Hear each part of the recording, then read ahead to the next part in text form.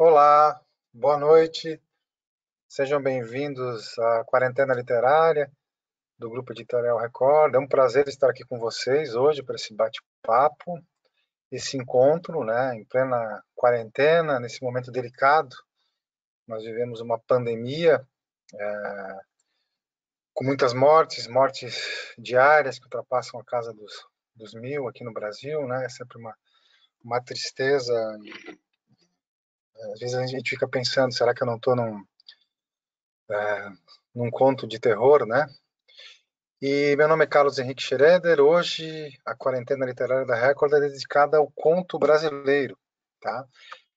E como é uma quarentena, eu começo já uma brincadeira que eu vou dizer que eu tenho algumas resoluções para esse ano de 2020, né? São três. A primeira é sobreviver, a segunda é não quebrar financeiramente e a terceira é não enlouquecer. E nesse ponto, nesses três pontos, os contos estão me ajudando a superar esses momentos terríveis. Às vezes eu penso que a gente está vivendo um pesadelo com tudo aquilo que acontece, né? Com tudo aquilo que a gente vê. Mas vamos começar. Vai funcionar da seguinte maneira esse encontro, que é um encontro e também um bate-papo. Eu me apresento de forma breve, depois eu vou falar um pouco sobre os nossos contistas, os antigos, os modernos, os contemporâneos. Vou falar um pouco sobre o Festival do Conto, que foi uma iniciativa muito bacana que aconteceu, começou em 2011 aqui no Brasil, e foi uma grande porta de exibição, a porta de entrada, um grande projeto de difusão do conto brasileiro. Depois eu falo sobre a série Formas Breves, que foi uma série de contos que publicava mais ou menos um conto por semana, e publicou mais de 60 contos, e esses contos eram vendidos de maneira, digamos, a granel, né? Um conto por semana, R$ 1,99, mais barato que um picolé, digamos assim. E, por fim, falo um pouco sobre o Aranhas, que foi meu último livro, um livro de contos, e publicado pela editora Record, né? Então, deixa eu me apresentar, eu sou Carlos Henrique Schroeder, moro em Santa Catarina, moro no interior de Santa Catarina, moro em Jaraguá do Sul, uma cidade que fica umas 2 horas e meia de Florianópolis e umas 2 horas e meia de Curitiba, então eu fico entre esses dois polos, que são polos muito diferentes, entre o frio de Curitiba e a praia de Florianópolis. E nos últimos 10 anos eu lancei 4 livros, tá? 2 de contos e 2 romances. Os de contos são O As Certezas e as Palavras, que saiu em 2010 pela editora da casa, e o Aranhas, que saiu este ano, o lançamento em março, né? Um livro de contos, e eu lancei 2 romances, que foram As Fantasias Eletivas e o História da Chuva, também pela editora Record. Mas então vamos lá, vamos falar do conto brasileiro, dessa, dessa grande, desse gênero que eu acho que é o grande gênero brasileiro, o grande gênero brasileiro por definição e por tudo que ele nos representa, né? Vamos pensar assim, nós temos algumas fileiras, que são umas fileiras interessantes. Até ano passado, o nosso 4G, digamos assim, nossos 4 grandes estavam vivos, né? Nós tínhamos o Sérgio Santana, que além de estar vivo, era um escritor que estava produzindo com uma alta qualidade, que os seus últimos livros estavam realmente com uma alta tensão. Tínhamos o Rubem Fonseca, que já não estava produzindo tanto, mas, né, a Lígia Fagundes Telles, e o Dalton Trevisan, que também não está saindo os novos livros, mas estão vivos. Infelizmente perdemos o Rubem Fonseca e perdemos o Sérgio Santana. E que ano, né, minha gente? Que ano. Vamos dividir os contistas aí, então, né? Temos os contistas da Gema, que são aqueles contistas maravilhosos, onde o conto predomina a sua obra, onde o conto ressoou com maior potência em sua obra. Quem são esses nossos contistas brasileiros, onde o conto ressoou de maneira muito densa, muito poderosa? Então vamos lá, vamos pensar aqui. Rubem Fonseca, Dalton Trevisan, Murilo Rubião, Samuel Havete, JJ Veiga, né, grande, a Lígia Fagundes Telles, o Hélio Pólvora, grande Hélio Pólvora, baiano, né, Caio Fernando Abreu, Sérgio Santana, Otto Lara Rezende, Márcia Denser também, né, que publicou grandes livros de contos, Domingos Pellegrini, Sérgio Faraco, o Victor Giudice e a Sônia Coutinho, né? Nesses escritores, o conto alcançou uma grande potência mesmo. Mas nós temos também uma lista um pouco diferente, que são de escritores que se consagraram como romancistas, dramaturgos ou até como cronistas, né? Mas nos legaram grandes livros de contos, né? Vamos pensar no Monteiro Lobato, por exemplo. Monteiro Lobato, todo mundo conhece. Tem um livro que é interessantíssimo, foi publicado originalmente a primeira edição em 1918, que é o Urupês. Eu tenho a segunda edição, que é essa edição de 1947, do Urupês. O Monteiro Lobato é um grande sarrista, e nesse livro tem um conto que eu acho que é um dos contos mais engraçados que eu já li, que é o Engraçado Arrependido, em que por uma série de motivos, um estafeta, um grande piadista, ele se incumbe, auto-incumbe, né, de matar alguém, mas matar dando risada. Então ele começa a contar piadas para matar, para infartar a sua vítima, né? Grande. Temos o Arthur Azevedo, dramaturgo, com seus contos escolhidos, grande. João do Rio, A Mulher e o Espelho, né? João Guimarães Rosa, né? Esse ícone, esse monumento da literatura brasileira, né?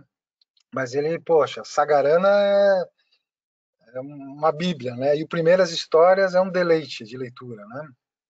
O Osman Lins, com Nove Novena. O Lima Barreto, saiu uma compilação chamada O Homem que Sabia Javanês e Outros Contos. Foi uma reunião póstuma, né? Mas é um grande livro, né? O Radon Nassar também está nessa linha de grandes escritores que deixaram grandes livros de contos também, grandes romancistas ou novelistas, né? Um Menino a Caminho.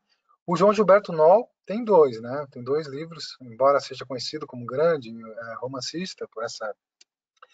Ele tem o Cego a Dançarina, um livraço que saiu lá nos anos 80, e o Mínimos Mil Múltiplos Incomuns, eu acho que é o Comuns, que saiu em 2000 se não me engano foi em 2001 ou 2002, né, que são contos curtos, divididos com vários outros temas, muito interessante.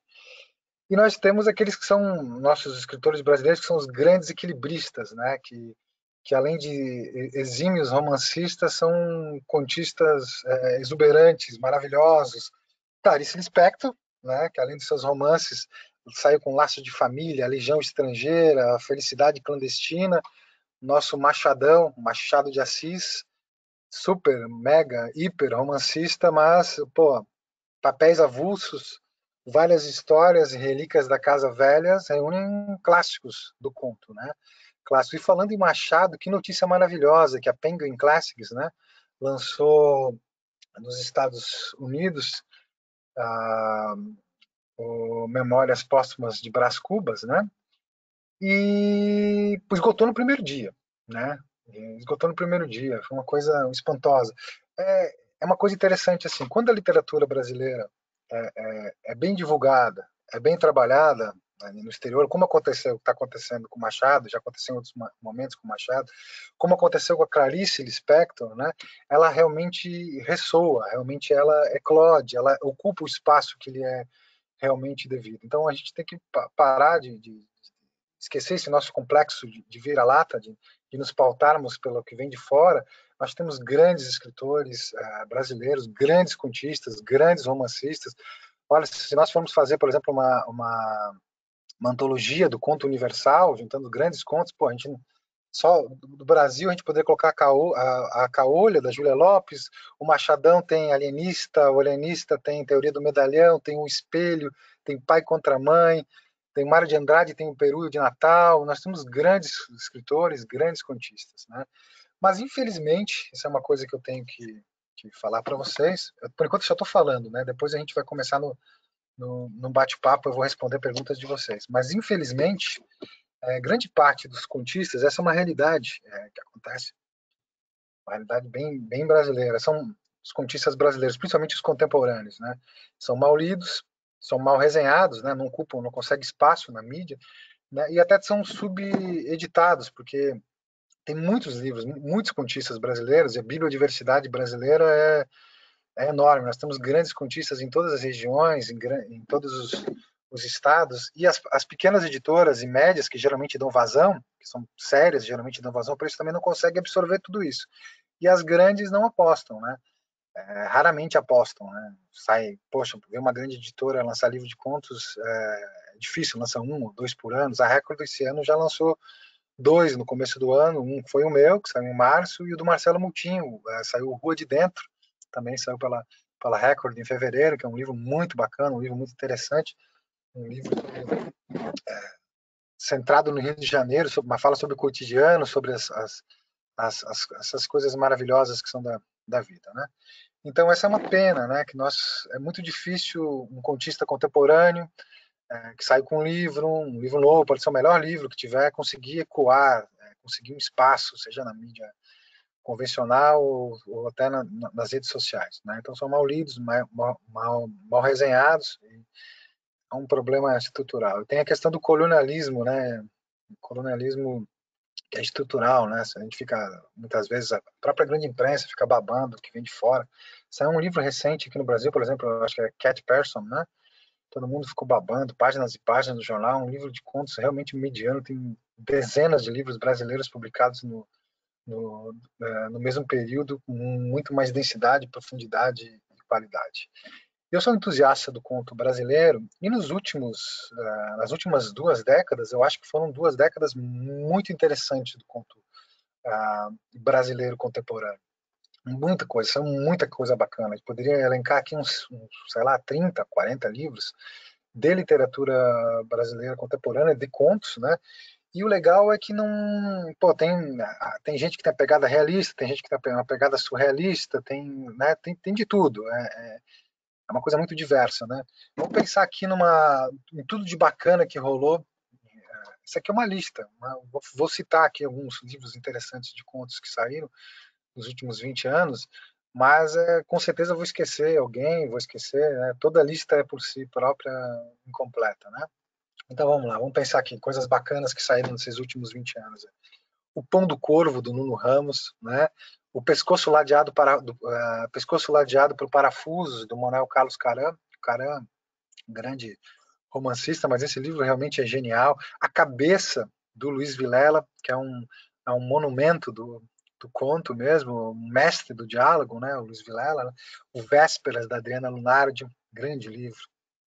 Aberto está um Inferno, do Antônio Carlos Viana. Antônio Carlos Viana, outro grande contista que nos deixou recentemente, faz alguns anos, faleceu. Tinha lançado também um livro, acho que seu último livro, se eu não me engano, foi O Jeito de Matar Lagartas, também um livro lindo, né? Um grande contista que foi. Contista e tradutor, né? O Antônio Carlos Viana, né? Temos 2 livros aqui sensacionais que saíram no começo dos anos 2000, do Amilcar Betega Barbosa, né? Que são o Deixa o Quarto Como Está e Os Lados do Círculo. São geniais. Os Contos Crespos, do Cuti, sensacional. Grogotó, do Evandro Afonso Ferreira. Né? O Pico na Veia, do Dalton Trevisan, acho que foi o último livro dele que estourou, ganhou prêmios e tal, né? Foi o Pico na Veia, né?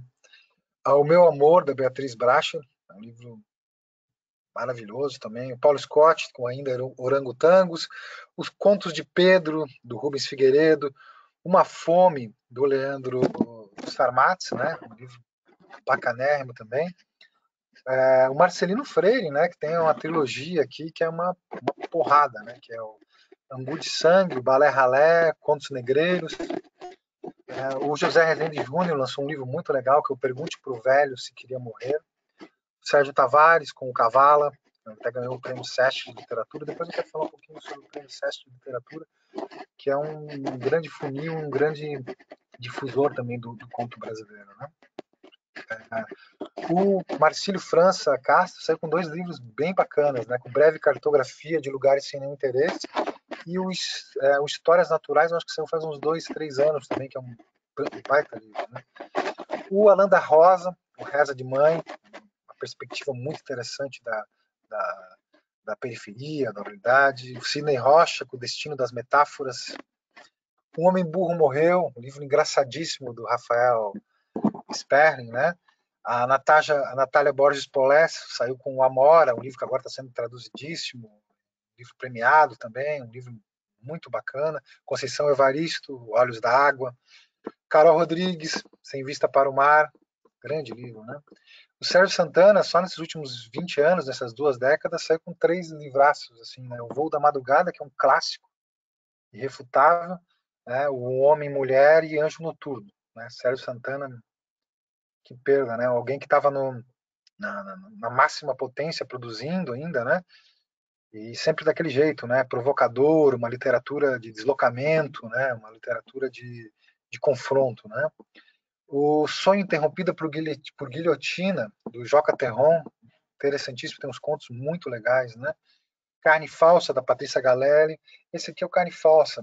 Eu tenho orgulho de ter editado o livro pela editora da casa. A Patrícia Galeri aqui de Santa Catarina, são contos mordazes, certeiros, né? Essa Coisa Brilhante que é a Chuva, da Cíntia Moscovitch também, um livro bem interessante. A Oração do Carrasco, de Itamar Vieira Júnior, eu já li quando saiu, faz alguns anos que saiu, depois o Itamar estourou com o Torto Arado, né? Mas prestem atenção nesse A Oração do Carrasco, é um grande livro de contos, né? O Walter Martins, o Enquanto Água, baita livro também. Esse aqui também é um livro interessantíssimo, o Guia Literário para Machos, do Kalel Nilson de Moraes.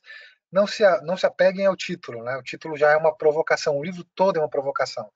Eu fiz parte até do júri que premiou o livro, foi o Prêmio Silveira de Souza, de 2015, se eu não me engano, pela editora da UFS, que foi um prêmio, premiou, eu estava no júri, me encantei pelo livro, briguei pela premiação pelo livro, e o livro saiu, e eu ainda sou um fãzão desse livro aí, né? Elvira Wigner, né, Kafkianas, saiu um livro interessantíssimo. O Fraia, né, Sebastopol. O Pelanda, né, com Fada Sem Cabeça. Tem o Macaco Ornamental dele, que também é bem interessante, mas eu fiquei bem balançado com essa Fada Sem Cabeça, achei super potente, né? Temos o Sul e o Sombrio Ermo Turvo, da Verônica Stiger. O Sul é uma porrada, né? O Sul tem um conto que eu acho que o nome é 2035, que chegam forças policiais para pegar uma menina, pegam essa menina, levam, carregam ela para um estádio cheio de gente, e lá eles despedaçam. É uma porrada esse ponto da 2035 do Sul, da Verônica Stiga, né? Temos aqui também na listinha um livraço que é esse aqui, ó, Alguns Humanos, que é do Gustavo Pacheco. O livro ganhou um prêmio da Biblioteca Nacional em 2018. Eu estava no júri desse prêmio, eu acho que era no museu. O Ítalo Morricone e o Francisco Hartmann, alguma coisa assim, né? É um prêmio muito interessante, um livro muito interessante, muito legal mesmo, né? Alguns Humanos. O Carrascosa saiu com, nossa, aquela água toda, e tem o catálogo de perdas do Carrascosa, que também é um livraço que ele fez com acho que a Juliana Monteiro, com a esposa dele, que são contos, muitos deles partem de imagens, e é um livro que eu acho que tem uma potência assim, para mim, né, que gosto dessa questão do diálogo entre da imagem, da literatura, tem uma potência assim enorme, né? Contos e Imagens, o Ferrugem do Marcelo Moutinho, que é um livro bacana mesmo, né? O Ferrugem é um livro que me balançou muito também, né? E fora isso, nós temos uma série de autores que ou são romancistas ou são só contistas que vêm publicando nos últimos anos livros muito interessantes. O Luigi Ricciardi, a Nara Vidal, Seu Com a Loucura dos Outros, o Marco Severo, que é lá de Fortaleza, o Reginaldo Pujol Filho, né? O Márcio Renato dos Santos, lá de Curitiba, né? Lançou, sei lá, acho que já uns 10 livros de contos, muito interessante. O Nivaldo Tenório, também, muito interessante. Eu até tenho um livro dele que estava naquele concurso, eu fiquei realmente encantado com o livro do Nivaldo, né? Cristiano Aguiar, o Giovanni Martins, com o Sol na Cabeça, né? A Ale Mota, com Interrompidos, agora saiu com Velhos, a Cristina Judar, com Roteiros para uma Vida Curta, Raimundo Neto, Jonathan Silva, o Ney Anderson, que saiu com um livro bem legal agora, também, O Espetáculo da Ausência, tem o Rodrigo Novaes de Almeida, enfim, tem um universo de contistas. Eu até sugiro, tem um artigo que saiu na São Paulo Review, do Hugo Almeida, que é basicamente um grande estudo, reúne lá mais de 50, 60 contistas falando sobre o que rolou nessas últimas décadas do conto. E é um estudo muito, muito legal, muito bacana. Então vocês viram, são 30, 40 livros aqui, que a gente citou brincando aqui, né? E são grandes livros, 2 décadas maravilhosas mesmo, né? De verdade, né? E eu sempre fui apaixonado pelo conto, sempre estudei o conto, sempre procurei me embrenhar nessa, nessa né, no gênero, nessa faceta, né, das narrativas breves, das formas breves. E chegou um momento que eu resolvi deixar de ser um pouco passivo, de só escrever e ler o conto, e tentar achar pontos de difusão, maneiras de difundir o conto. Então, em 2001, eu criei um projeto, que depois eu tive parceria de diversas outras pessoas que me ajudaram, né, que é o projeto chamava-se Festival Nacional do Conto, depois passou a se chamar apenas Festival do Conto. Foram 6 edições, de 2011 até 2016. Foram 6 edições e através desse festival eu pude conhecer muitos contistas de todas as regiões brasileiras, mas o papel principal do Festival do Conto era para suprir uma grande lacuna. Vamos analisar bem aqui. As bienais, os grandes eventos literários, a Flip, as bienais, as grandes feiras do livro, geralmente tinham quando tinha alguma mesa sobre conto, e geralmente era quase como uma mesa cotista, ó, temos que botar um contista aí, né? Então, os contistas entravam por cotas, digamos assim, né? E então precisava ter um evento que desse voz e vazão para esses contistas, então por isso surgiu o Festival Nacional do Conto. Na primeira edição veio o Nácio de Oliveira, Marcelino Freire, a Verônica Stiger também veio nessa primeira edição. As 2 primeiras edições, de 2011 e 2012, ocorreram em Santa Catarina, em Jaraguá do Sul, no interior. Depois, as 4 edições seguintes foram para Florianópolis, né? Até para ter um pouco mais de visibilidade, né? E as 4 edições seguintes tiveram um patrocínio do SESC, do Departamento Nacional do SESC, que isso ajudou bastante a gente poder fazer um evento de uma maneira muito mais profissional também, né? E as 4 edições que aconteceram em Florianópolis, elas homenagearam alguns autores brasileiros, né? E a ideia sempre foi homenagear autor vivo, que não adianta homenagear autor morto em evento, né? Eu acho uma sacanagem isso, né? Então, a gente homenageou o Luiz Vilela, né? Fez a mesa de abertura, foi muito interessante. Homenageamos o Sérgio Santana em 2014, uma mesa com o Kelvin Falcão Klein, foi uma mesa bem bacana, quase 2 horas de conversa. Essa mesa também está no YouTube, se vocês quiserem ver, bota lá, Festival Nacional do Conto, Sérgio Santana, né? Tivemos uma mesa homenageamos o João Gilberto Noll, tipo, o evento foi em novembro, ele faleceu, acho que em fevereiro, faleceu alguns meses depois, então foi a última homenagem que o João Gilberto Noll recebeu em vida. E homenageamos o Hélio Pólvora. No Hélio Pólvora aconteceu uma curiosidade e uma fatalidade. Ele seria homenageado, ele estaria presente no evento, mas um mês antes do evento ele faleceu. Assim, nós mantivemos o evento e tal, mas foi uma tristeza, né?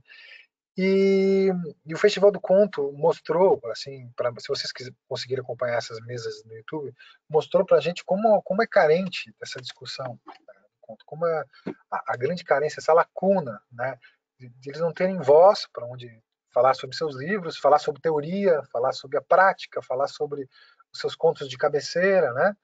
Então, o festival serviu para isso. Até eu quero sugerir para vocês, tem um ensaio, um pequeno ensaio, que a Elvira Vigna, que participou do Festival do Conto, saudosa Elvira Vigna, chamado Tentativas sobre o Conto. Foi publicado no Globo. Então, se vocês colocarem lá, Tentativas sobre o Conto, Elvira Vigna, vocês vão conseguir ler esse ensaio, é um ensaio muito interessante que ela fala sobre o conto, que o conto, ela faz uma comparação do conto com as bailarinas e as bonecas do Degas, né? E ela fala que o conto é uma quebra, né? É aquilo que está e que não está. É muito interessante esse, esse ensaio. Então o festival foi de 2011 a 2016. Por que o festival parou? Talvez vocês vão me perguntar mais para frente aí. Né? Parou por uma questão, primeiro, a questão financeira, né? O SESC teve que reaver seus patrocínios, e valeria para eles mais a pena eles patrocinarem seus próprios eventos do que patrocinar um evento terceiro, né? Mas o Departamento Nacional do SESC sempre foi muito solícito, foi muito bacana, foi muito bom enquanto durou, digamos assim, né? Conseguimos fazer 4 edições realmente primorosas, várias mesas, botar 3, 4 contistas para falar sobre sua obra, sobre suas preferências, né? Foi algo realmente maravilhoso, aprendi muito mesmo, vendo uma galera muito interessante falando sobre falar um pouco sobre falei do Festival do Conto, sobre também a Formas Breves, que é a série que começou em 2014, né? Mas eu queria, já que a gente falou do SESC, eu lembrei de uma coisa muito interessante, um dos grandes projetos difusores do conto brasileiro foi o Prêmio SESC de Literatura, né? Que ele começou lá, eu acho que foi em 2004. Acho que foi em 2004. O Prêmio Sesc de Literatura, um grande funil, é um prêmio que premia com a publicação do livro e com a circulação do autor vencedor por diversos outros eventos. E tem 2 categorias, a romance e a conto, do conto. E o Prêmio Sesc de Literatura, na categoria conto, revelou grandes nomes muito interessantes da literatura brasileira, através de seus livros de contos, e hoje eles publicam contos, publicam romances. Então vamos lá, vamos pensar aqui. Olha só, Eugênia Zerbini, saiu do Prêmio Sesc de Literatura. A Lúcia Bittencourt venceu de contos. Eu estou falando só os que venceram do Prêmio Sesc de Literatura na categoria contos. Né? O Nereu Afonso da Silva, Maurício de Almeida, Sérgio Léo, Sérgio Tavares, Luísa Geisler, Rafael Galo. Né? Então vamos pensar assim, a Luísa Geisler, o Galo, o Maurício de Almeida também já foi premiado em outras categorias, né? Embora tenha estreado com conto, foram premiados. O Maurício de Almeida ganhou São Paulo, Sérgio Tavares, bacana, Luísa Geisler ganhou outros prêmios, Rafael Galo também ganhou, João Paulo Vereza, Alexandre Marques Rodrigues, Marta Barcelos, Mário Rodrigues, João Meireles Filho, Tobias Carvalho. Aliás, é muito interessante esse livro, As Coisas, do Tobias Carvalho, né? E tem até João Gabriel Paulsen, né? Que foi o último vencedor aí do prêmio Sesc de Literatura. Interessantíssimo, né? Então vamos lá, o evento foi criado, criamos um evento aí em 2011, criamos um evento para difundir o conto, o evento teve 6 edições, foi uma experiência realmente muito gratificante, mas eu ficava me perguntando assim, né, pensando lá no Ouroboro, lá da mitologia, né, que é a cobra que morde o próprio rabo, que tenta engolir o próprio rabo, né, eu sempre ficava pensando assim, pô, temos um evento de contos, mas o que acontece? Livros de contos não vendem porque não são publicados, ou eles não são publicados porque não vendem, né? Então eu sempre fiquei me perguntando isso. E daí, através do convite do Tiago Ferro, o escritor Tiago Ferro, que é um editor da E-Galáxia, até um livro dele muito legal, que é o Pai da Menina Morta, me convidou para coordenar uma coleção e a gente acabou fechando e criamos uma coleção chamada Formas Breves. Do que consistia essa coleção Formas Breves? Tá. A coleção Formas Breves publicava um conto por semana nas principais plataformas, na Amazon, na Apple, na Saraiva, na Cultura, no Google, em todo lugar digital. Então, toda pessoa que tivesse um computador, acesso ao computador, poderia baixar por R$ 1,99, que é um preço simbólico, um conto, né? E, e nós, durante janeiro de 2014 até maio de 2015, publicamos mais de 60 contos, 65 contos de autores. Eu acho que foram 55 de autores brasileiros e 10 de autores estrangeiros, se eu não me engano. Nós começamos em janeiro com Averroes, do José Luiz Passos, e terminamos com um conto gráfico bem interessante, Cavalos Mortos Permanecem no Acostamento, do Pedro Franz. Né? E uma coisa interessante que aconteceu, vários desses contos acabaram atingindo o pico de mais vendido do dia, ou da semana, nessas redes, ou na Apple, ou na Amazon, né? Porque nós fazíamos um grande barulho nas redes sociais, esses contos disparavam durante o dia, claro que um dia ou dois depois eles caíam. Então a gente acabou fazendo esse barulho, foi um projeto muito interessante. Eu acho que foi o primeiro. Depois eu vi que teve várias outras, as agências literárias se uniram, fizeram um projeto parecido, de lançar contos. A Companhia das Letras também fez um projeto parecido. Mas nós levamos muito a sério, com muita vontade, esse papel de difundir o conto brasileiro através das formas breves. E muita gente legal publicou, né? Cláudia Lage, Cadão Volpato, Bressani, Miguel Sanches Neto, Luci Colim, Walter Moreira Santos, Laura Erber. Até um dos contos mais avaliados da coleção é o Lígia, que é do Victor Ehring. Foi um dos primeiros contos da coleção. Né? O Victor Ehring faleceu há alguns anos. Tive o prazer de trabalhar com ele. O Victor tinha lançado Glória, que foi um romance que tinha ficado lá em segundo lugar no Jabuti. E gostei muito do Glória e convidei ele, ó, tens alguma coisa aí, Victor, aí pra gente publicar aí na Formas Breves? Ele me deu o Lígia, tá? Um conto sensacional, um jogo de espelho sensacional, um texto lindo, cruel, maravilhoso, sobre envelhecer, sobre... É digamos que é um clássico contemporâneo aí do Lígia, do Victor Ehring, né? Victor que faleceu aos 29 anos, gente. Né? E depois eu convidei ele, quando eu trabalhava junto com a Mirna, na revista Pessoa, era editor executivo, eu convidei ele para ter uma coluna também. Então eu tive bastante contato com uma coluna na revista Pessoa, ele tinha uma coluna, acho que é semanal, quinzenal. Grande Victor Ehring, saudoso Victor Ehring. E a Formas Breves publicou coisas muito interessantes, publicou Nuno Ramos, né, Onde um Bicho Cabe, publicou a Noemi Schaff, publicou muita gente bacana. Né? Então, se vocês quiserem conhecer, os contos ainda estão circulando nas redes, você bota lá Formas Breves, vai na Amazon, vai em todo lugar. Vocês vão me perguntar mais para frente, mas já vou aproveitar e já vou responder por que parou a Formas Breves. Né? Parou por estava dando muito trabalho, mas muito trabalho mesmo, porque era algo quase meio que caseiro. Então, o que acontecia? Os contos custavam R$1,99, né? Então a gente tinha que pagar para botar os contos para circular, o ISBN, a revisão, dar a comissão para todas aquelas lojas virtuais. Eu mesmo editava e fazia as capas, né? Aí Galáxia diagramava, né? E depois eu ficava berrando lá nas redes sociais: comprem os contos, comprem, comprem, comprem. Todo mundo berrando nas redes sociais. Né? Então, por mais que vendesse bem, muitos dos contos acabavam dando um pequeno prejuízo. Né? Então chegou uma hora que a balança começou a pesar e a gente, não, vamos parar, vamos deixar em stand-by, quem sabe a gente volte mais para frente. Né? Mandamos ver um pouquinho mais para frente isso. Né? Então essa foi a coleção Formas Breves, que foi projeto aí, um projeto, digamos, do coração. Festival do Conto, Formas Breves, projeto aí, né? Deixa eu ver o que eu tinha anotado aqui. Eu queria fazer também agora. Aqui já tem perguntas aqui. Eu vou responder. Já tem algumas perguntas. Eu vou responder depois quando eu acabar aqui essas explanações. Tem uma curadoria de perguntas que a Record faz. E as perguntas acabam chegando para mim, né? E eu vou só fazer mais algumas intervenções aqui e depois eu já começo a responder as perguntas, beleza? Obrigado por vocês estarem aqui me acompanhando. Eu não consigo ver quantas pessoas estão me acompanhando aqui. Agora eu consigo ver aqui algumas pessoas. Olha que legal aí. Tem alguns contistas aqui que eu já, inclusive, já falei aqui. Estão acompanhando aqui. A Kátia Borges, que esteve no festival. O Nivaldo Tenório, falei do livro dele aqui. O Ronaldo Costa, que é um contista daqui. Tamires, bastante gente bacana aqui. Kátia Borges, Júlio, né?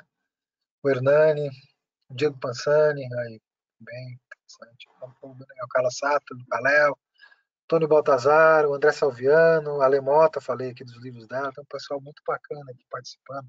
Grato aí pela audiência aí, pessoal, tá? Vamos lá.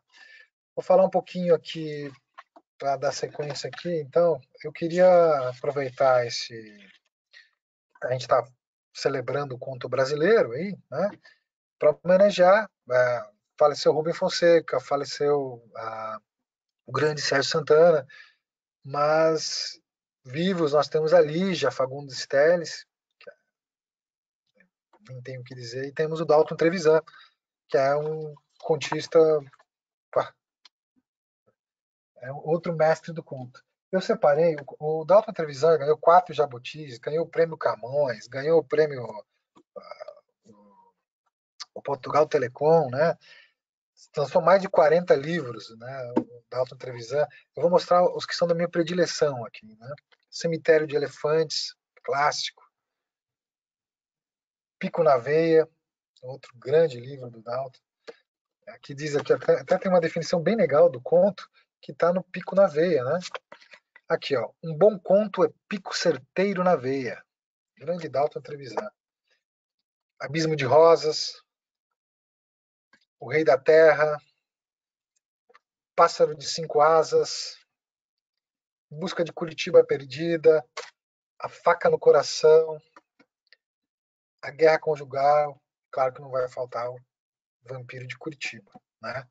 Eu gosto muito, o meu do Cemitério de Elefantes, né? Tenho, para mim, esse aqui, ó, esse aqui é muito famoso, né? Que é uma vela para Dário, né? É uma aula de conto, né, gente? É uma grande aula. Né? Então, um mestre em atividade ainda. Né? Seguindo, então, falar um pouquinho sobre o Aranhas. Aliás, o A Certeza das Palavras, quem quiser baixar, é só botar lá na busca A Certeza das Palavras, PDF, você já vai achar, você baixa lá gratuitamente, está hospedado no meu site, quem quiser conhecer, grato, tá? Aranhas, lançado em março, são 32 formas breves, 32 narrativas breves inspiradas em aranhas, né? Então, fiz um trabalho de pesquisa longo, tentando entender um pouco o universo das aranhas, e acabei me inspirando nas aranhas para conceber e botar aí o comportamento dos personagens ou alguma coisa, né? Tentei brincar, tentei espelhar, né? O comportamento humano e das aranhas. É claro que em apenas um ou outro conto aparece a aranha de maneira física, né? Digamos, aparece ela. As outras são todas de maneira bem metafóricas, né? Eu escrevi mais de 100 narrativas inspiradas em aranhas, sobraram essas 32 e talvez não sejam as melhores 32, mas são as que formaram a melhor teia, né? Porque para formar o livro eu pensei nessa questão de formar uma teia narrativa, né? De que é ideal que você leia o livro do começo ao fim, porque foi pensado dessa maneira, mas você também pode começar de qualquer ponto. Mas se você ler do começo ao fim, você vai estar dentro da teia, da grande teia narrativa.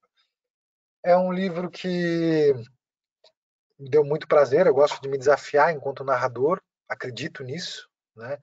Um desafio enquanto narrador, por isso eu sou um grande fã do Sérgio Santana, que é alguém que sempre se desconfiou de tudo e sempre produziu-se de uma maneira muito inquieta, né? De uma maneira muito contundente, sempre se desafiando. Eu também gosto de me desafiar enquanto narrador. Tem 10 anos de diferença entre esse livro e esse, eles são muito diferentes, né?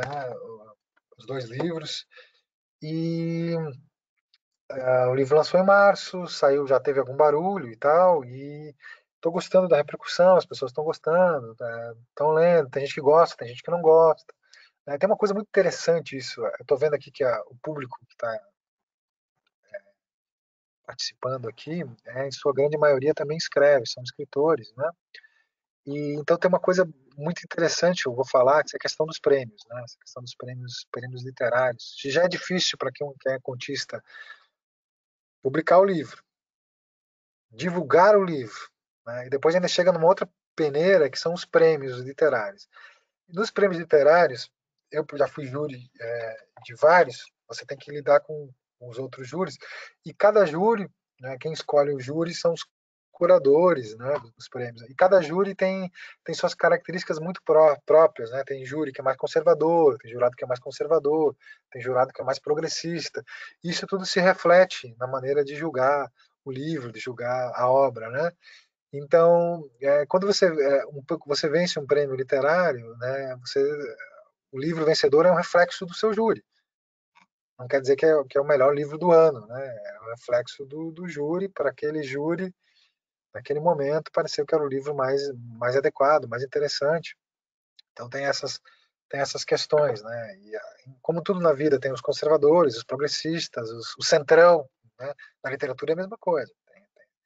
Tem isso tudo. Então, dependendo do livro, pode ser um grande livro, um livro mais avant-garde, vai chegar num júri mais conservador, vai tomar pau, né? vai chegar, pode ser um livro mais avant-garde, vai chegar num júri conservador, toma pau. Um livro conservador vai chegar no outro, né? Então são nuances, né? São questões, né? Dado entrevista homenageado, tô quase estourando o tempo, agora chegou a hora, falei pra caramba, de um monte de coisa aqui, gente, falei de um monte de contista aqui. Eu queria, vocês leram Os Contistas, do Moacir Scliar? Aliás, esse é um conto que eu quero recomendar para vocês, Os Contistas, do Moacir Scliar, porque lá nos Contistas ele faz uma espécie de, ele, ele desmascara os artifícios do conto, né, e também desmascara é, os tipos de contistas. Né? É engraçadíssimo, Os Contistas, do Moacir Scliar. Eu tentei organizar um livro, vou passar isso para vocês, até cheguei a conversar com a Companhia das Letras uma época para publicar, mas não foi adiante, claro, veio o pé na bunda, né? Mas era um livro que era um livro, deixa eu ver onde é que eu tinha anotado aqui. Era um livro chamado Conto, Esse Desconhecido, que era um livro sobre o conto, né? Lançando luz e trevas sobre o que era o conto. Então, do que consistia esse livro, O Conto, Esse Desconhecido? De um conto, que era Os Contistas, do Moacir Scliar, uma história do conto, do Guillermo Cabreiro Infante, até procurem depois, é muito engraçada essa história do conto, contada aí pelo Guillermo Cabreiro Infante. O Conto Não Conto, do Sérgio Santana, que é um metaconto, né, falando sobre a criação do conto. O Tentativa sobre o Conto, de Elvira Vigna. O Sensine, do Roberto Bolanho, é um conto muito interessante, esse conto. Vocês, se não quiserem comprar o livro, vocês conseguem numa amostra grátis da Companhia das Letras. No livro, bota lá Sensine. Alguns aspectos sobre o conto, do Cortázar. 4 capítulos da Bíblia, né? Gênesis, o Antigo, né? Tese sobre o conto, do Ricardo Pilha. A Poética do Conto, do Charles Kiefer. E, claro, o Aleph, do Borges. Eu acho que esse é um livro bem bacana, bem interessante, mas não rolou. Gente, não rolou. Deixar aqui minha mensagem aqui antes de ir para as perguntas, de que eu acredito na literatura brasileira, acredito nos contistas brasileiros, grandes contistas nós temos, e é uma pena que parte da imprensa seja um pouco provinciana, os próprios eventos às vezes acabam sendo provincianos, a gente tem grandes nomes da nossa literatura, e acho que essa pandemia também, essa desgraceira aí que nos abateu aí, vem para fortalecer um pouco a gente nisso, assim, né? Nós ficamos mais próximos das pessoas que nós gostamos, das pessoas que nós lemos e gostamos, né? Então, se sobrevivermos, se passarmos por isso, sairemos com certeza mais fortes, né? Então, vamos bater papo então, galera? Vamos ver as perguntas aqui. Ah, deixa eu chegar aqui nas perguntas, eu fiz caca aqui. Aqui, ó. Vamos às perguntas. Tem uma pergunta aqui da Ana. A Ana pergunta o seguinte: o que você pode falar sobre a produção de livros de contos para jovens adolescentes? Não seria a melhor maneira para as futuras gerações valorizarem o estilo e a produção nacional? Olha, é uma solução, é uma ideia, mas se a gente pensar bem, vamos pensar aqui. Há clássicos do conto que são destinados, que poderiam ser facilmente aplicados aos jovens e adolescentes. Vamos pegar um livro como Primeiras Histórias, do João Guimarães Rosa. Deixa eu até pegar ele aqui. Tá na mão aqui, eu já pego aqui, com licença.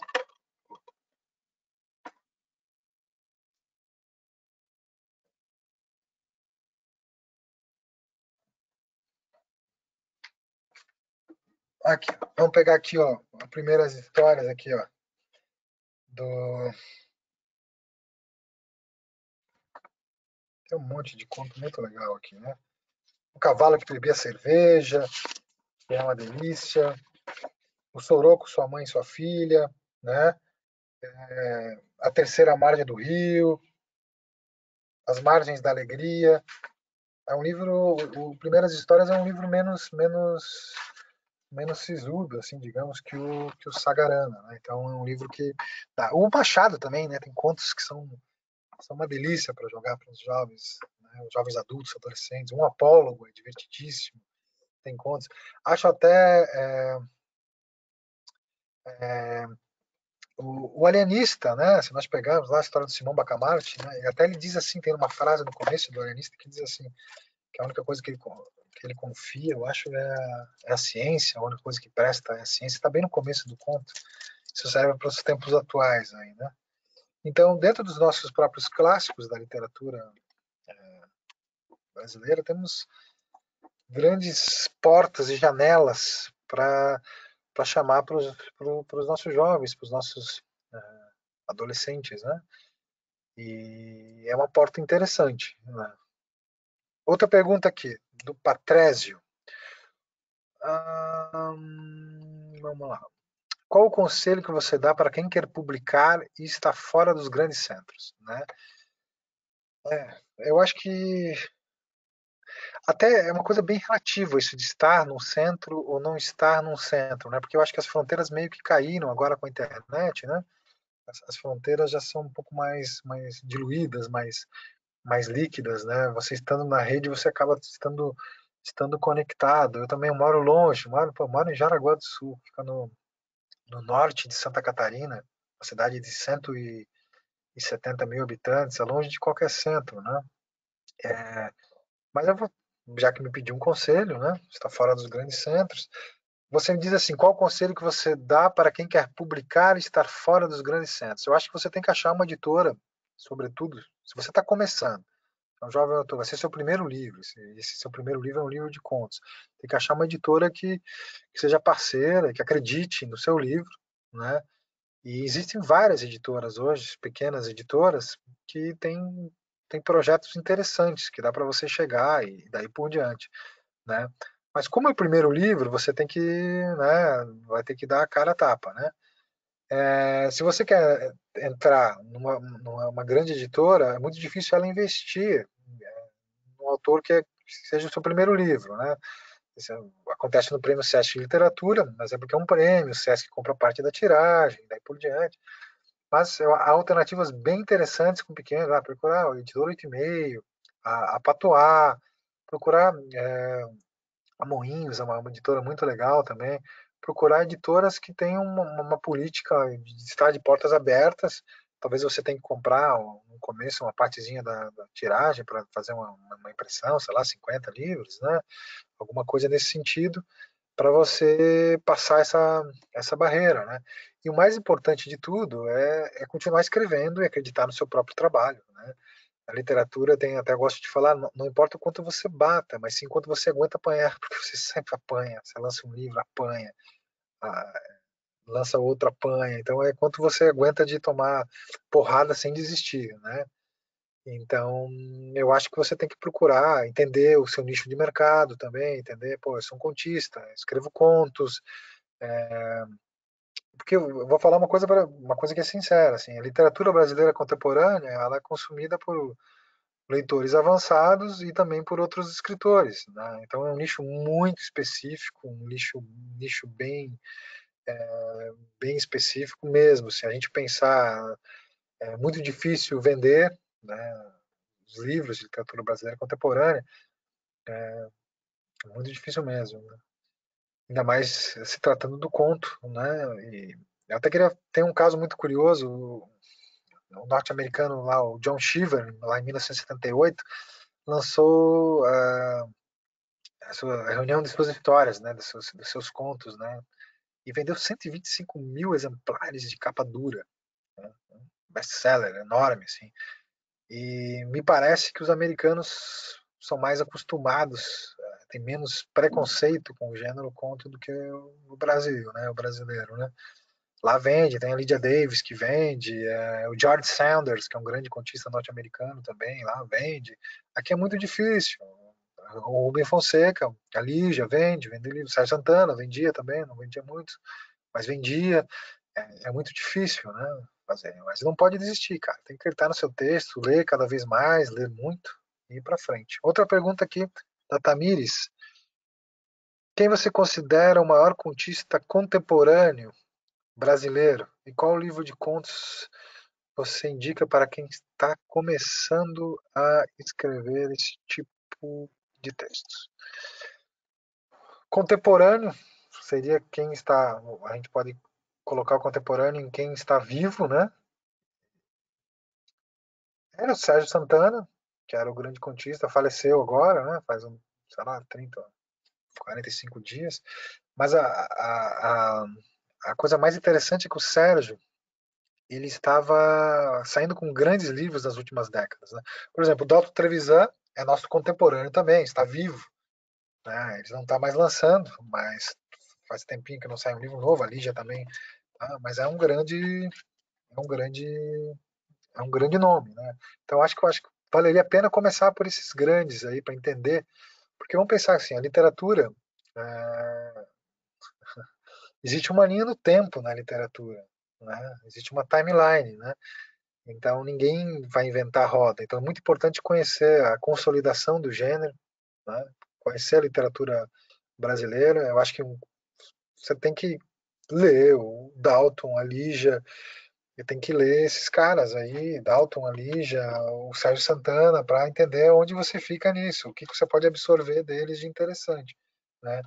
Se você, não sei se você observou no começo da, meu, tem o Samuel Ravetti, tem o Murilo Rubião, aquela listinha lá que eu falei no começo, lá, Rubem Fonseca, Samuel Ravetti, Lígia Fagundes Telles, Caio Fernando Abreu, né, não são mais contemporâneos, mas são grandes mestres, né. Outra pergunta aqui, vamos lá. Qual livro de contos você indica para quem está começando a escrever esse tipo de texto? Certo. Boa pergunta aí, né? São tantos livros de contos. Vamos pensar na literatura brasileira? Para quem está começando a escrever, então eu vou indicar o Cemitério de Elefantes, tá? Do Dalton Trevisan, tá? Para quem está escrevendo, eu acho que dá para ter uma boa, uma boa noção. E também, é claro, O Voo da Madrugada, que é um livraço, né, do Sérgio Santana. Né? Que livro, que livro. Vamos lá, tem outra pergunta aqui, do Diego. Boa noite, Carlos. Gostaria que você comentasse um pouco sobre o paradigma do conto neobarroco, que tem na exuberância e no fluxo de imagens a força na narrativa. Né? Nos indique, por favor, 5 obras contemporâneas que caminham nessa perspectiva. Vamos pensar aqui, o que a gente pode pensar aqui dos neobarrocos aqui.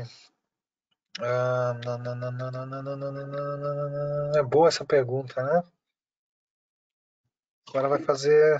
Deu branco aqui, viu? Eu vou pensando aqui, alguém passa outra pergunta, que eu vou pensar aqui quem que podia.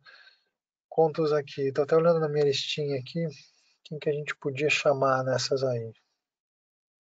Do neobarroco, né? Boa pergunta. Pegou nessa. Vamos para a próxima pergunta aqui, enquanto eu vou pensando. Eu acho que aqui, ó, a gente podia pensar os primeiros. Eu acho que o Evandro Afonso Ferreira ele tem umas fases, são umas fases diferentes, né? Estamos falando de contistas contemporâneos, né? E tem o Grogotó aí, do Evandro Afonso Ferreira, que eu acho que se encaixaria bem nessa pegada aqui, né? Esse aqui não, Viana não. A gente tá falando do conto contemporâneo, né? Amora também não. Também não. A Oração do Carrasco, do Itamar Vieira, não seria bem um neobarroco, mas eu acho que é um livro que vale a pena dar uma olhada, cara. Vale a pena você tá procurando algo nesse sentido aí, justamente da exuberância, né, e no fluxo de imagem, da força narrativa. Eu acho que é um livro. E tem um livro que é muito legal, que você tem que ler, que é O Jardim Zoológico do Wilson Bueno. Ali ele faz um delírio de criação de palavras, com palavras indígenas, que é uma coisa mais linda, né? O Jardim Zoológico, um livro que saiu lá em 2000 não, 1999, se eu não me engano, né? A Verônica Stigler tem alguns contos também que tem os contos mais visuais e tem os contos mais barrocos, digamos assim. né? Na medida que eu for lembrando aqui, eu vou puxando e vou conversando. Obrigado pela pergunta, Jake. Me colocou aqui na saia justa aqui, mas valeu. Aqui a pergunta do Kalel. Kalel, eu já falei do livro dele, ele tá aí. Que legal. Você prefere o romance ou o conto? Depende da perspectiva. Para ler ou para escrever, né? Para escrever, eu me sinto mais confortável no conto, porque eu consigo experimentar mais, eu consigo achar um modo de contar para cada tipo de história, né? Consigo me, me provocar mais, né? Já eu prefiro o conto para escrever e para ler também, né? Eu leio o romance, é aquela coisa assim, né? Vamos comparar assim. Você crê, o Caleb teve uma outra pergunta aqui, né? Você crê que a literatura hoje tende a ser mais conservadora ou mais carnavalesca? Pois é, são ciclos, né? Como é que eu vou te dizer? São ciclos que vão e que vêm, são ciclos que vêm, né? E vão. Então tem aquela coisa, tem uma coisa muito interessante, já que vocês falaram do Barroco e também aqui o Caleb está perguntando da literatura conservadora, né? É engraçado. Eu tenho vários amigos que são amigos escritores, novelistas, romancistas e contistas, né? E é engraçado perceber neles assim, aquele que é o escritor mais realista, tanto no conto, no romance, não gosta do escritor mais experimental, não gosta do mais conservador. Então, dentro da própria literatura, dentro da escritura, existem vários nichos e esses nichos não se entendem muito bem. Isso é para mostrar que a literatura também não é uma coisa homogênea, né? Não é a literatura brasileira, o conto contemporâneo. Quando eu falo conto, vivo conto brasileiro contemporâneo, é toda a diversidade que cabe dentro do conto brasileiro contemporâneo. Os nanocontistas, os contistas, né, e daí por diante. Além do prêmio, outra pergunta aqui. Deixa eu ver se eu respondi a pergunta anterior. Né? Você quer que a literatura hoje tende a ser mais conservadora ou mais carnavalesca? Eu acho, agora a minha opinião, né, que no romance nós estamos mais conservadores. A gente está mais middle brow, assim, tá uma coisa mais romanção americano, né? Os romances que estão saindo aqui no Brasil, então, né? Mas no conto não. No conto a gente tá sempre espremendo. Eu acho que o forte da literatura brasileira hoje é o conto, né? Bora, outra pergunta aqui. Roberto pergunta: além do prêmio Sesc, que é um prêmio de livro de contos, você destaca algum concurso de contos assim avulsos? Eu destaco um que até não sei se já não acabou, que era um conto daquela biblioteca Lelo, uma biblioteca lá de Portugal, estava dando acho que 1.000 ou 2.000 euros. Né? E antes tinha um concurso de contos que era muito interessante, que era da RFI, que era o prêmio João Guimarães Rosa, que era um prêmio, perdão, um prêmio de contos. Mas tem muito concurso de contos, tem muita coisa, tem coisas sérias e tem coisa que tu não. Tu vê no regulamento ali, até para o governo federal, esse dia me lançou ainda bem que caiu aquele edital, né? De literatura tinha que ser contos, que não podiam ter isso, não podia ter. Faça-me um favor, né? O que é isso? Né? O André pergunta: o conto é mais complicado de ser produzido que o romance? Então, são questões diferentes. No romance, o conto me parece uma coisa muito mais natural pelo seu tamanho, tem a ver com o próprio tamanho da oralidade, do ato de se contar uma história. Mas o romance ele é mais complicado porque não ele não é superior de modo algum ao conto. Só que ele pede um pouco mais de atenção e mais cansativo, ele é mais chato, digamos, no tempo da produção, porque a todo momento você tem que ficar criando artificialidades para a narrativa caminhar. Né? E no conto não, acabou aquilo que você tem para contar, a forma e o conteúdo estão ali, pronto, acabou, é aquilo, acabou, seja em uma página, seja em duas, seja em meia, seja em 10, seja em 20, seja em 30, acabou a história, acabou. E no romance você fica, né? Bota mais uma mola ali, bota, linka lá, você quer aqui, eu quero fazer um romanção, eu quero isso. Então no romance ele é um pouco mais, pede um pouco mais de atenção, um pouco mais desgastante de produzir do que o conto. O conto me parece muito mais natural. O Altair Martins, até no Festival do Conto, ele falou isso, né? É, ele falou sobre isso, né? Que o conto tem um limite que é o natural, e o romance não. Você tem que estar sempre empurrando e daí por diante, né? E é interessante isso. O conto, pela sua brevidade, você consegue ser denso, tem aquele pico na veia e para fazer você passar por diversas experiências diferentes durante o mesmo livro. Isso proporciona um livro de contos. O romance não, você tem a experiência que é a experiência contínua, né? O desenvolvimento dos personagens, a mudança dos personagens, os paradigmas dos personagens, e daí por diante, né? E no conto são diversas, um livro de contos é uma montanha russa a 1000 por hora, né? No romance você tem a dosagem, né, da sinfonia, né? Tem essas coisas. Uma pergunta do Antônio. Parabéns pela iniciativa, é um prazer ouvir você, Carlos. Gostaria que comentasse sobre os limites entre os gêneros, especialmente entre prosa e poesia. Pois é, os limites do modernismo, os limites são cada vez mais, tudo cada vez mais tênue, né? Se a gente pegar o livro da Verônica Stiger, O Sul, tá lá, que é um livro de contos, mas lá dentro tem poema, tem peça de teatro e tem o conto, né? Tem conto. Então, esses limites, os gêneros são bons para etiquetar, para a gente estudar, para a gente catalogar, né? Mas para produzir, eu acho que a gente não tem que ficar preso nas fórmulas dos gêneros. Eu acho que a gente está aí para ultrapassar os gêneros e para descobrir novas fórmulas e daí por diante. Mas os gêneros são importantes, poesia e prosa, para você estudar, catalogar. Mas é uma coisa cada vez mais, os limites cada vez mais ultrapassados, né? Qual o livro que você indica para estudo que se tenha uma boa Qual o livro que você indica para estudo que se tenha uma boa e concisa estrutura não linear? Mais uma pergunta do Júlio. É um livro de contos, Júlio, que você quer saber? Para a gente entender qual livro que se indica para estudo que se tenha uma boa e concisa estrutura não linear? Tem vários livros, né? Então, tem um livro que é interessante. Agora eu vou fugir um pouco da literatura brasileira, que é o livro Flores, do Mário Bellatin. Parece que são vários continhos pequenos, mas não são. É um romance, né? Que vai, vem, né? Tem um outro livro que eu gosto de indicar, é bom para ler e bom para estudar, né? Que é o Seda, do Alessandro Barico, que tem uma estrutura concisa, bem concisa e não também não linear, né? Adriana, entre os contos clássicos e atuais, quais características são imutáveis e entrelaçam passado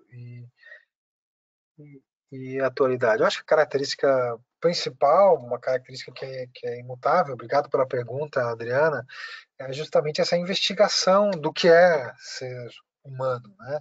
Do que é você viver, né? Agora eu posso até pegar um ganchinho no filósofo lá, o Peter Sloterdijk lá, né? Que tem uma série lá que é Bolhas, né? Esferas, né? Que fala o que é você nasce numa esfera, você nasce numa barriga, vive numa esfera que é o planeta Terra e pensa o que é viver dentro dessa esfera, não é? Então é mais ou menos isso. Essa é uma característica imutável, essa investigação das nossas humanidades e das nossas desumanidades. As histórias, de uma maneira geral, todas elas já foram contadas, né? A gente pegar lá desde os Mil e Uma Noites, as Mil e Uma Noites, lá tem todo tipo de história, todo tipo de tema já foi abordado lá. A própria Bíblia, né? Se vamos pensar como um grande compêndio de histórias, de contos, né? As histórias estão lá. O que vai mudando é a forma de se contar essa história e a maneira de investigar a própria humanidade. Agora nós vivemos um momento muito particular, estamos todos presos em casa com a pandemia, morrendo mais de 1000 pessoas por dia. Isso tudo nos faz, sobretudo, refletir como é que nós vamos ultrapassar isso na própria literatura, né? De que maneira, se nós acabamos caindo num conto de ficção científica, né? Outra pergunta aqui do canal. Você conhece bastante a literatura argentina. Como você compararia o conto brasileiro contemporâneo ao conto argentino? Então, o conto um dos grandes mestres do conto mundial é o Borges, né? O outro é o Julio Cortázar. Então eles têm duas matrizes muito interessantes e, essas matrizes acabaram irradiando e fortalecendo a literatura argentina, né? É uma literatura muito diversa, eu conheço bastante a literatura argentina, é um objeto de estudo particular meu, mas eu acho que ela é uma literatura que, digamos, eles já mataram e ressuscitaram psicanaliticamente o Borges várias vezes, né? Mas o Borges é uma sombra grande, poderosa para todo e qualquer contista lá, né? E Cortázar é outro, né? Essa sombra dessa potência nós não temos aqui na literatura brasileira, né? Um contista que seja um mestre absoluto do conto, um mestre mundial, como eles têm o Borges. Isso nós não temos, a literatura brasileira não tem, mas nós temos grandes contistas, né? Temos grandes contistas, né? E isso é inegável. E temos mestres aí, poxa, o Dalton Trevisan é um mestre, cara. Até tem uma coisa interessante, você está falando aqui, deixa eu pegar o Vampiro de Curitiba, tava me chamando uma atenção uma coisa do Vampiro, deixa eu pegar ele aqui, só pra gente já matar, aqui ó. O quanto o Dalton Trevisan fez sucesso na época do Vampiro.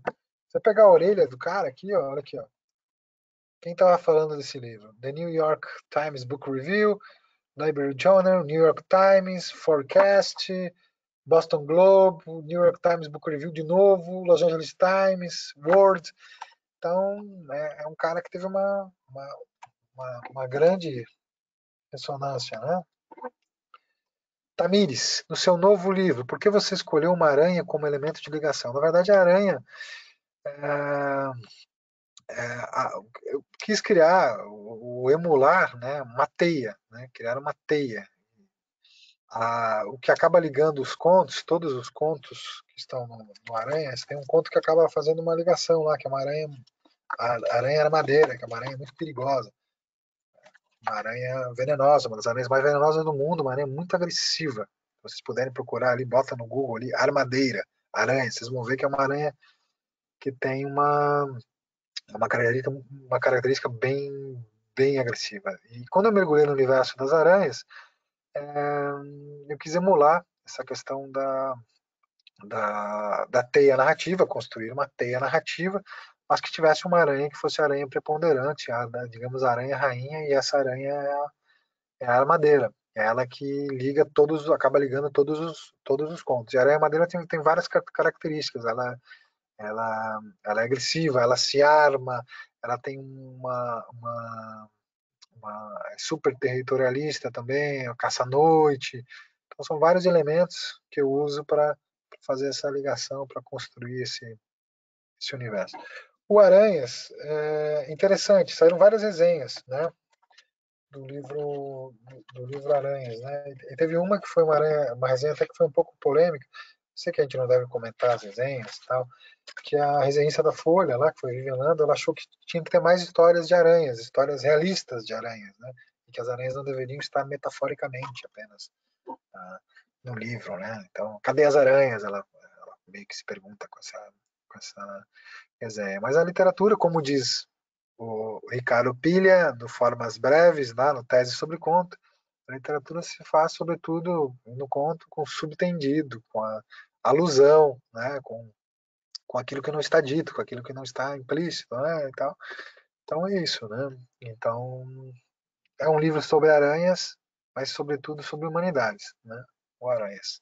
Eu acho que nós estouramos o tempo, cara. Gostaria que você comentasse um pouco sobre o artesanato do conto, se você estrutura a narrativa, se pensa no final antes de começar a escrever, que conselhos práticos você daria, né? Muito obrigado pelas indicações da exuberância. Tá, legal.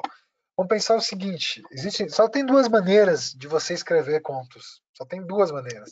Uma é você sabendo aonde vai, sabendo já o início, o meio e fim. Isso é ótimo também.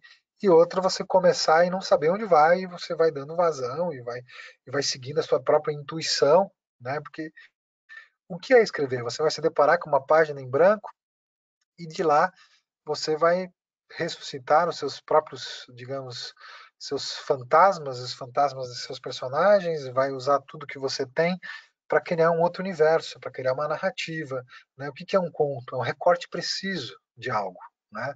Então, é um recorte. O Cortázar falava do conto como se comparava a fotografia, né? Então, o conto é um recorte preciso. Você pode escrever um conto sobre uma folha que está voando ao vento, pode escrever um conto à vida, no dia a dia de uma família, né? Você tem vários recursos para se contar uma história, mas o importante é que esse recorte seja um recorte preciso, seja um recorte do universo. Você pode escrever um conto sobre o nada, como fez o grande Sérgio Santana lá no conto, num conto, né?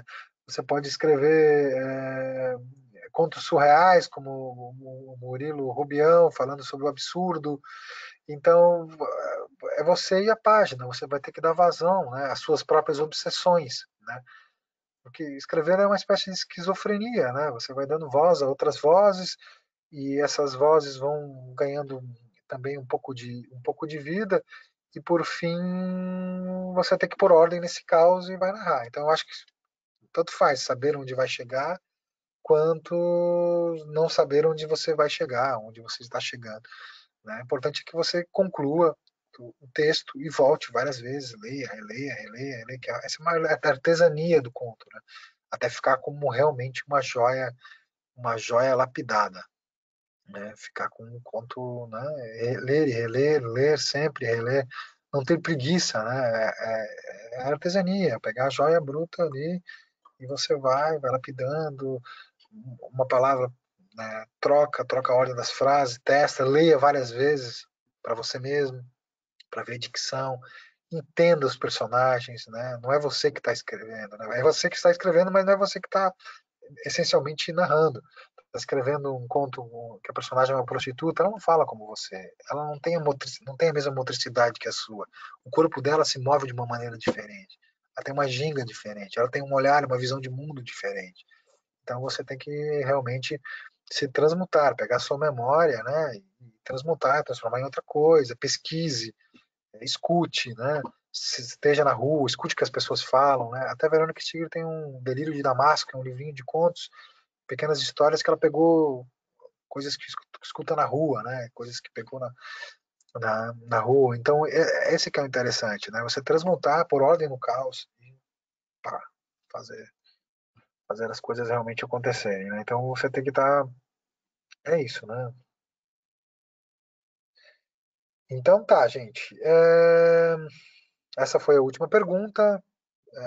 Quero agradecer aqui a presença de vocês e dizer mais uma vez aqui para vocês: viva o conto brasileiro, vamos ler os nossos contistas, o que reflete um povo é a sua cultura. Nós temos que ler, temos que entender, temos que nos ver, né? Temos que prestigiar os nossos contistas, né? Temos que estar. Eu estou sempre aberto, gosto de ler. Todo mundo, quem me manda livro, manda PDF, eu leio, adoro ler. Me oxigena ter contato com os novos contistas. Vocês perceberam uma coisa? Agora eu quero falar uma coisa quase em off. Já vou me despedir. Vocês viram todo o Aue maravilhoso que aconteceu, todas as homenagens que ocorreram com o Sérgio Santana, né? Por quê? Porque ele sempre foi alguém muito generoso, sempre leu, sempre comentou, sempre estava em contato. Ele era uma grande inspiração para as novas gerações de contistas. Então foi uma grande comoção, né? Teve uma comoção e um barulho muito maior, por exemplo, que quando morreu o Rubem Fonseca, que é um escritor, um ícone também, um monumento da literatura brasileira, Rubem Fonseca, mas não teve todo esse barulho, por quê? Porque o Rubem Fonseca já não estava, né, não produzindo tanto e também não estava tendo tanto diálogo com seus pares, né, com outros jovens escritores. O Rubem é um escritor seminal, né, mas não teve, infelizmente, não teve todo esse barulho que teve, por exemplo, com o Sérgio. Então, isso é muito importante. Eu tenho um grande prazer de ler, de continuar acompanhando, compro o livro, não para de comprar contistas novos, acompanha as editoras pequenas, as editoras médias, tenho o maior prazer nisso, né? E aprendo muito, é legal ver, pô, você pegar um cara aí de 16, 17 anos escrevendo, um cara de 20, o cara que está lançando o primeiro livro de contos. Então isso é muito legal, é muito bacana. Então, para finalizar, viva o conto brasileiro, né? Leiam os nossos grandes contistas, leiam os contistas contemporâneos, né? Façam jus à nossa própria literatura, à nossa própria identidade, tá? Viva o conto brasileiro, tá? Muito obrigado. Quero agradecer imensamente a participação de todos vocês aí e, mais uma vez, viva o conto brasileiro. Obrigado, tá? Valeu.